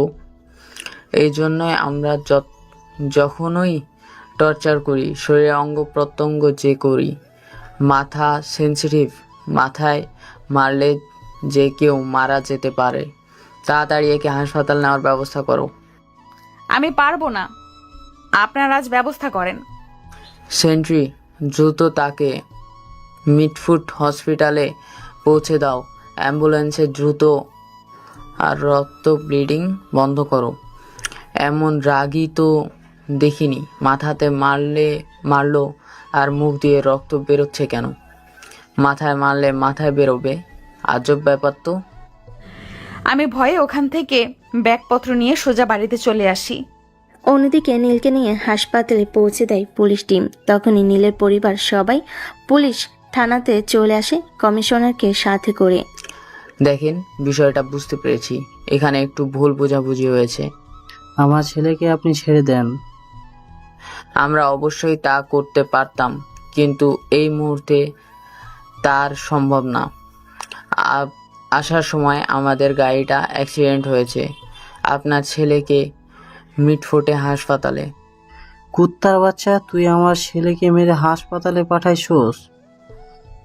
আমার ছেলে যদি কিছু হয় তোর শরীর আমি 5 টুকরো করব। তোর পরিবারে যে আছে তাদের দেহকে আমি 10 টুকরো করে কুকুর দিয়ে খাওয়াবো। আপনি কিন্তু বেশি বাড়াবাড়ি করছেন। আমরা না থাকলে আপনার ছেলে এত সময় মারা যেত। পুলিশ এবার কিছুটা ভয় পেয়ে যায়। তারপরে পুলিশ গড়গড় করে বলা শুরু করে, শেষ পর্যন্ত বলে দেয়। কতগুলো শুনে রাগেতে কাকরোষ ধারণ করে সবার শরীরে। সবাই দৌড়ে আগে হাসপাতালে আসে। অন্যদিকে, কিরে এই সময় কল এত রাতে? আমি না বুঝতে পারছি না কি করব। কেন, কি হয়েছে? চাইলে সবকিছু আমাকে শেয়ার করতে পারিস। আমি আর হেয়ালি না করে শুরু থেকে শেষ পর্যন্ত সবকিছু তাকে খুলে বলি। টাকা আর অহংকার তোকে কতটা নিচে নামাইছে ভাবতে পারছিস? আরে সবকিছু বাদ দিলেও তো ও আমাদের বেস্ট ফ্রেন্ড। মানলাম ও অন্যায় করেছে, তোকে থাপ্পড় দিয়েছে, তাই তাকে এইভাবে মারতে হবে? তো এইসব কথাবার্তা ওর সামনে বলছিস? ও তো তোকে একটা সময় ভালোবাসতো। ও হয়তো বিষয়টা নিতে পারেনি, কষ্ট থেকে হয়তো এমনটা করেছে। খেয়াল করে দেখ, শেষে কিন্তু ও নিজের হাতে ও কাঁচের জানালায় ঘুষি দিয়েছে। তুই কিভাবে পারলি এমনটা করতে? দোস্ত, আমি না বুঝতে পারিনি, আমার ভুল হয়ে গেছে। আমার না অনেক কান্না চাপছে, কি করব আমি? দ্রুত হাসপাতালে যা, আমিও আসতেছি। মিডফোর্ট, তাই তো? তারপর তারা সবাই যে যার মতো হাসপাতালে যাওয়ার উদ্দেশ্যে রওনা দেয়। কিছুক্ষণ বাদে, ডক্টর ডক্টর, আমার ছেলে কোথায়? তারা দৌড়ে অপারেশন থিয়েটারের সামনে যায়। এরই মাঝে লাবণী আর যারা হাসপাতালে পৌঁছে যায় অপারেশন থিয়েটারের সামনে। নীলের বাবা আজ পর্যন্ত কিংবা কমিশনার আজ পর্যন্ত যারাকে না দেখায় তারা চিনতে পারেনি। যারা এবং লাবণী নীলের ফ্রেন্ড বলে দাবি করে। তারা ভাবে নীল এই অবস্থায় দেখে তাদের ফ্রেন্ডরা হয়তোবা দেখতে এসেছে। কিছুক্ষণের মধ্যেই অপারেশন থিয়েটার থেকে ডক্টর বের হয়। নীল নামে পেশেন্টের বাসার লোককে। স্যার, আমরা। আর যদি বয়সে আপনি আমার ছোট হতেন, আপনাকে আমি থাপ্পড় মারতাম। প্রথম কথা, এমন একটা ক্রিটিক্যাল রোগীকে আপনারা কিভাবে এমন টর্চার করতে পারেন? বুঝতে পারলাম না স্যার, একটু খুলে বলবেন? নীল আমার নিয়মিত পেশেন্ট। কিছুদিন পর এসে আমার কাছে চেক আপ করায়। আজ থেকে 2.5 বা 3 বছর আগে তার মাথায় নার্ভের পাশাপাশি টিউমার ধরা পড়ে। আস্তাগফিরুল্লাহ, আল্লাহ মাফ করুক। এই রোগ যেন আর কাউকে না দেয়। এমন জায়গায় টিউমার, এত ক্রিটিক্যাল অবস্থা যে আমরা তাকে ইমিডিয়েটলি বলি যে অপারেশন করতে হবে। খরচ লাগবে 15 লাখ। পেশেন্ট কোনোভাবে অপারেশন করতে রাজি না, কেননা তার বাঁচার চান্স মাত্র 5%। সে বলতো এমনিতেই যে কয়দিন আছি এমনি এভাবে দুনিয়াটা দেখে যাই। আমরা খেয়াল করেছি ইদানিং তার মাথায় প্রচুর পরিমাণ চাপ পড়েছে এবং রাত্রে ঠিক মতো ঘুম হয় না এবং শরীরে বিভিন্ন অঙ্গে এমনভাবে মেরে থেতলে দিয়েছেন যে যা বলার আর অবকাশ থাকে না। আর বিশেষ করে একটা বাড়ি তার মাথায় পেছনের সাইডে লেগেছে, একবারে টিউমারের জায়গায় আঘাত হয়েছে। 24 ঘন্টার মধ্যে ইমিডিয়েটলি অপারেশন করা লাগবে। যদি বলেন আমার কাছে রোগীর বাঁচার চান্স কত, তাহলে আমি বলবো 99.99 বাঁচার চান্স নেই, শুধু 0.01% বাঁচার চান্স আছে। এখন কথা হচ্ছে এতদিন ওষুধের মাধ্যমে সে সারভাইভ করে গেছে। দ্রুত কাউন্টারের টাকা জোগাড় করুন, আমরা খুব দ্রুতই অপারেশন করব। বাকিটা আল্লাহর হাতে, তিনি চাইলে বাঁচবে আর না চাইলে আই এম সরি। না, কথাটা বলে অজ্ঞান হয়ে যায়। যারা ওখানে বসে নীরবে কাঁপতে থাকে। সে এত সময় বুঝে গেছে নীল কেন তাকে ছেড়ে গেছে। এতদিন পর তার প্রতি ভুল ধারণা, তার প্রতি রাক্ষোভ এখন যেন তাকে কুড়ে কুড়ে খাচ্ছে। যারা হাওমাও করে কাঁদতে কাঁদতে হাসপাতাল থেকে দৌড় দেয়। লাবণী তার পিছনে দৌড় দেয়। হাসপাতালের বাইরে এসে লাবণী যারাকে জাপটে ধরে। দোস্ত, এমন করিস না প্লিজ, একটু শান্ত হ, ভাবতে দে। আমি আমার নিজের হাতে কি করলাম রে? এই হাত আমি আর রাখবো না। তার পাশে ছোট্ট করে দেওয়াল ছিল। দেওয়ালের উপরে তেলা কাটা দিয়ে এমনভাবে জয়েন্ট করা যাতে কেউ ঢুকতে না পারে। ওই তেলকাটার উপরে জোরে জোরে নিজের হাত মারতে থাকে। তার হাত দিয়ে অনবরত রক্ত পড়তে থাকে। সে নিজেকে আর কোনোভাবে সামলাতে পারে না। সেদিকে তার ভ্রুক্ষেপ নেই, তার মাথায় শুধু এখন নীল আর নীল। এর মধ্যে সময় চলতে থাকে। নীলের বাবা পাগলের মতো টাকা গোছাতে থাকে। তার শখের বাইকটা বিক্রি করে দেয় আর গ্রামে যে জমি জমা ছিল সব বিক্রি করে দেয়। সব কিছু মিলিয়ে 7 লক্ষ টাকার মতো। এখনো অনেক টাকা বাকি। অপারেশনে আর মাত্র 6 ঘন্টা বাকি। এখনো কাউন্টারে টাকা পরিশোধ হয়নি। সে কোনো রকম কাউন্টারে এসে, বাবা এই টাকাগুলো জমা নাও, অপারেশনের পরে বাকিগুলো দিব। রোগীর নাম কি? নীল। আজকে রাতে তো অপারেশন, তাই তো? রেফার ছাড় করবে, তাই তো? টাকা তো দেওয়া হয়ে গেছে। টাকা দিল কে? সেটা বলতে নিষেধ করে গেছে, বলতে পারবো না। বাবা, তোমার হাত দুইটা ধরি প্লিজ। বলো, এত বড় উপকার কে করলো? টাকা কে দিছে প্লিজ বাবা বলো। কাউন্টার ম্যানেজার তাও বলতে নারাজ। কিন্তু তাদের পরিবারে এত চাপ, এত অনুরোধ শুনতে শুনতে একটা সময় বাধ্য হয়ে বলে দেয়। জারা নামে একটা মেয়ে কেমন কান্না করতেছিল আর টাকা দিতেছিল। গায়ে কালো কালারের একটা চাদর দিয়ে মোড়ানো। আর কিছু বলতে পারবো না, এখন যান। তারা সবাই অপারেশন থিয়েটারের সামনে চলে আসে। এসে দেখে কালো কালারের চাদর দিয়ে মোড়ানো একটা মেয়ে বসে বসে কান্না করতেছে। পাশ থেকে আরেকটা মেয়ে তাকে সান্ত্বনা দিচ্ছে। মা, তোমার নাম কি যারা? যারা কান্না জড়িত মাথাটা তুলে হ্যাঁ সূচক উত্তর দেয় মাথা নেড়ে। তুমি এতগুলো টাকা কেন দিলে মা? আন্টি, এখন এসব কথা থাক না, পরে কোনো একদিন বলবো। এভাবে দেখতে দেখতে আরও চলে যায় প্রায় 5.5 ঘন্টা। এর মাঝে ডাক্তার অপারেশনে ডেস্ক পরে হাজির। আমি ও জীবনের সবচাইতে অনিশ্চিত অপারেশনে যাচ্ছি, জানি না কি হবে। দোয়া করবেন, বাকিটা আল্লাহর হাতে, সবাই দোয়া করেন। কথাটা বলে ডাক্তার অপারেশন রুমে প্রবেশ করে। এদিকে সবার চোখে পানি, যার জন্য কাঁদতে কাঁদতে পাগল পাই।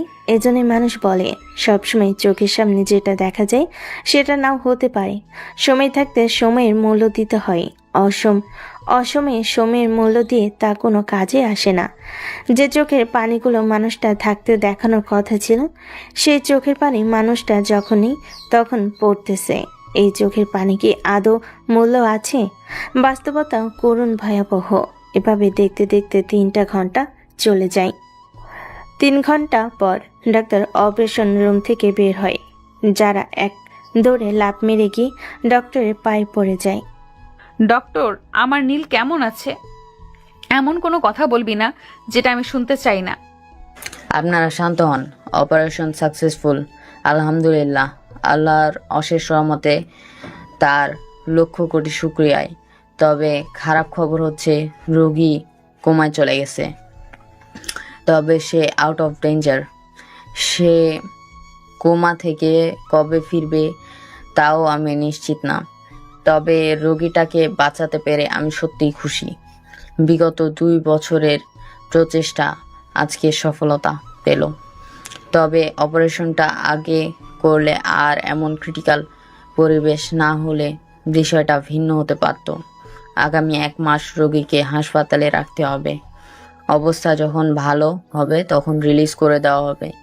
তবে রোগীর এখন টোটালি বেড রেস্ট, যত্ন, হাতে পায়ে মাসাজ করা, সুন্দর সুন্দর সময় উপহার দিতে হবে যাতে সে ভিতর থেকে ভালো হওয়ার চেষ্টা করে এবং কোমা থেকে ফিরে আসে। যারা এখন উঠে দাঁড়িয়ে লাবণীকে ধরে কাঁদতে থাকে। তারপরে যারা কি যেন মনে পড়ে, সে ওখান থেকে দৌড়ে বের হয়ে রিক্সা নিয়ে একটা নির্দিষ্ট গন্তব্যের দিকে রওনা দেয়। তখনই আচ্ছা মা, তুমি বলো তো ওই মেয়েটা এমন করলো কেন, আর এমনই করছে কেন? মা বলো না, কেন এমন করছো? আসলে তেমন কিছু না। না মা, আমরা কাউন্টার থেকে শুনেছি ওই মেয়েটাই অপারেশনের টাকা দিছে, কিন্তু কেন করলো? আন্টি, ও হলো চৌধুরী ইন্ডাস্ট্রিয়াল কোম্পানির মালিকের একমাত্র মেয়ে যারা চৌধুরী। নীল যে কোম্পানিতে কাজ করতো না, এদের কোম্পানিতেই। তবে আমরা সবাই একসাথে পড়াশোনা করেছি, সে কলেজ লাইফ থেকে ইউনিভার্সিটি লাইফ সব একসাথে। তখন ওদের মধ্যে একটা সম্পর্ক হয়। তবে যতটুকু এখন বুঝেছি, নীলের এই রোগটা ধরা পড়ার পর নীল জারার থেকে নিজেকে আলাদা করে নেয়। এরপরে একে একে সমস্ত ঘটনা খুলে বলে লাবণী, শুরু থেকে শেষ পর্যন্ত। আন্টি প্লিজ, আঙ্কেল প্লিজ, ওর উপরে রাগ করবেন না। ও সত্যি অনুতপ্ত। আর কি পরিমাণ কষ্টের মধ্যে আছে আপনারা তো দেখতেই পাচ্ছেন। ও সুন্দর জীবনটা কেমন যেন অসুন্দর, অগোছালো হয়ে গেছে। ও নিজে বাঁচতে চাইছে না, বারবার সুইসাইড করতে যাচ্ছে। ওকে আর কষ্ট দিয়ে কোনো কথা বললেন না প্লিজ। আমি ওর হয়ে আপনাদের কাছে মাফ চাচ্ছি। অন্যদিকে যারা সোজা নীলদের বাসায় চলে যায়। বাসায় গিয়ে কলিং বেল বাজাতেই সিদ্রাতুল দরজা খুলে দেয়। মামুনি, নীলের রুমটা কোন দিকে? ভাইয়া তো এখন হসপিটালে, ভাইয়ের অপারেশন। তোমার ভাইয়া ঠিক হয়ে গেছে, অপারেশন ভালো হয়েছে, কিছুদিনের মধ্যে বাড়িতে চলে আসবে। তোমার ভাইয়ের রুমটা দেখাও। আমি আপনাকে চিনি না, কেন রুম দেখাবো? আমি তোমার ভাইয়ের বন্ধু যারা। ও, তাহলে তুমি সেই যারা? আমি যখন ছোট ছিলাম ভাইয়া তোমার কথা আমাকে অনেক বলতো, কিন্তু মাঝে কি যেন হয়ে গেল, তখন আর তোমার কথা বলতো না। সিদ্ধাতুল যারাকে নিয়ে নীলের রুমে যায়। যারা তন্ন তন্ন করে একটা জিনিস খুঁজতে থাকে, পরিশেষে পেয়ে যায় ডায়েরিটি। তখন যারা নীল রিলেশনশিপে ছিল, তখন নীল প্রায় বলতো তার জীবনের সমস্ত অগোছালো স্বপ্নগুলো ডায়েরিতে লিখে রাখতো। তাই ডায়েরিটি খুলে পড়তে থাকে। প্রথম দিকে তাদের সম্পর্কে সকল রোমান্টিক কথাবার্তা, সুন্দর সুন্দর মুহূর্ত লেখা থাকলো 102 পাতার পর। জীবন কতটাই না রহস্যময়, করুণাময়। আমরা যখন যা চাই তা কখনো পাই না, আর যখন যা চাই না তা পেয়ে যাই। ইস, তোমাকে নিয়ে যদি আমি ছোট্ট একটা সংসার করতে পারতাম কতই ভালো হতো। তোমাকে রানীর মতো রাখতাম, আর আমি হতাম আমার ছোট্ট রাজ্যের একমাত্র রাজা। আমাদের ভবিষ্যতে একটা ছোট্ট রাজকন্যা আসতো, আমাদের ছোট্ট সুন্দর সংসার হতো। কিন্তু আমি যে বক্ষব্যাধিতে আক্রান্ত, আমি জানি এখান থেকে ফিরে আসা আমার পক্ষে সম্ভব না। আমি যদি এই কথা তোমাকে বলি তুমি কষ্ট পাবে, নিজের ক্ষতি করার চেষ্টা করবে, তা আমি জানি। আমি না হয় তোমার থেকে খারাপ হয়ে তোমার থেকে সরে যাই। আমি না হয় কিছুদিন পরে উপর থেকে তোমার সাজানো শোকের সংসার তোমার স্বামীর সাথে দেখব। আমার অপূর্ণতার স্বাদের মেয়ে তুমি অন্য কারোর সাথে তৈরি করবে, তা আমি দেখব। সব কিছু নিজের না হয়েও অন্য জিনিসের তৃপ্তি পেতে হয়, সেই তৃপ্তিটাই আমি না হয়ে পাই। আমি যদি লিখতে থাকি তবে লেখার পাতা শেষ হয়ে যাবে, তবে ব্যথাগুলো শেষ হবে না। ডায়েরিটি বন্ধ করে হু হু করে কাঁদতে থাকে যারা। সে যা আন্দাজ করেছিল সেটাই সত্যি। তার মানে যারাকে ভালো রাখতে, যার থেকে দূরে চলে গেছিল নীল, তারপর এভাবে দেখতে দেখতে একটা মাস চলে যায়। এই একটা মাসে যারা প্রত্যেকটা দিন হাসপাতালে থেকে নীলকে নিজে হাতে দেখাশোনা করেছে নীলের মায়ের সাথে। নীলের পরিবার বারবার তাদের বাড়িতে ফিরিয়ে নিতে গেলেও কখনো যারা যায়নি। নীল এখন হুইল চেয়ারে বসে চলাফেরা করে। সে শরীরের কোনো অঙ্গ প্রত্যঙ্গ নাড়াতে পারে না, চোখ দিয়ে দেখতে পায় আর কান দিয়ে শুধু শুনতে পায়। নীল যখন বাড়িতে চলে যায়, যারা তখন নিজের বাড়িতে যায়। যারা নীলকে বিয়ে করার জন্য তার বাবা মায়ের কাছে অনুমতি চায়, কিন্তু সাধারণভাবেই এমন ছেলের কাছে তাদের মেয়েকে বিয়ে দিতে অসম্মতি জানায়। কিন্তু যারা বারবার নিজেকে ক্ষতি করার চেষ্টা করে, ফলশ্রুতিতে তারা বাধ্য হয়ে নীলের সাথে যারা বিয়ে দেয়। যারা নীলের দেখাশোনা করতে থাকে, সুন্দর করে হাতে তেল মালিশ করা, পায়ে তেল মালিশ করা, ওষুধ খাওয়ানো, সমস্ত দায়িত্ব নিজের হাতে করতে থাকে। এভাবে দেখতে দেখতে 6টা মাস চলে যায়। ভাবি, ভাইয়ের ওষুধ খাওয়ায় আসছি গো, রান্না করতে হবে। আম্মু কই? মা, আমি রান্নাটা তো করে ফেলেছি, তুমি ওর হাতে পায়ে তেল মালিশ করে দাও। তারপর আমি তেলের বাটিটা নিয়ে উপরে চলে যাই। কি গো আমার মহারাজ, তেল মালিশ করব কোথায় কোথায়? কবে তুমি উঠে দাঁড়াবে আর আমাকে টুইন বেবি দিবে বলো বলো? নীল অপলকভাবে যারার দিকে তাকিয়ে আছে। এভাবে তাকিয়ে থাকলে হবে? উঠতে হবে না সোনা? এইভাবে তাদের শখের সংসার চলতে থাকে। দেখতে দেখতে 7টা বছর চলে যায়, আজও নীল উঠে দাঁড়াতে পারেনি। একদিন নীলকে পিছনে হুইল চেয়ারে বসিয়ে রেখে যারা মাগরিবের নামাজ পড়ছিল, নামাজ পড়া শেষ করে উঠে দাঁড়িয়ে পেছন ফিরে তাকাতেই সে যা দেখে, তার চোখ যেন আটকে ওঠে। নীল বলেই আমার উপরে ঝাপটে পড়ি, ওর বুকে মাথা রেখে কান্না করে দেই হু হু করে। আসলে যারা যখন পিছনে ফিরছিল তখনই নীল আস্তে আস্তে হুইল চেয়ার থেকে উঠে দাঁড়ায়। উঠে দাঁড়াতেই বাকিটুকু আপনারা তো জানেনি। কি ব্যাপার, কান্না করো কেন? এই 6টা বছরে মনে হয় 6 লক্ষ বারের উপরে আমার কাছ থেকে টুইন বেবি চাইছো।